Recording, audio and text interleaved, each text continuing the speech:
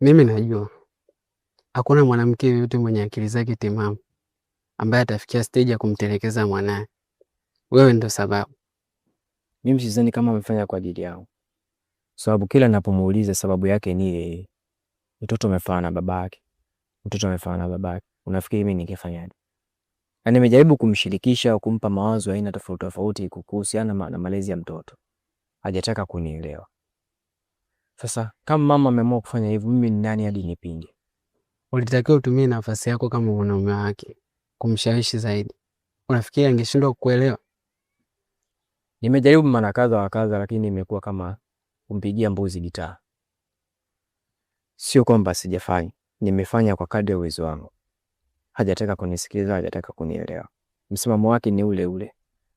Tena alikuwa na mpango kabisa kumpoteza katika hii dunia.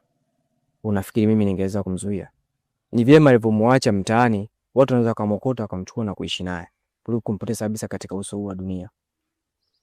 Mimi najua asilimia kubwa ya wanaume ambao tunatoka na wanawake wenye watoto, huwa watoto hatuwapendi. Kwa hiyo usinidanganye. Kwa hiyo mimi najua unaweza ukanishtaki kama mimi ni mkosefu sana, lakini hakuna chochote ambacho nimeshindwa kufanya kati yao naofikiria. Yote nimefanya. Basi nikutakia wakati mwema. Mimi ngoja niende kwenye mihangaiko yangu.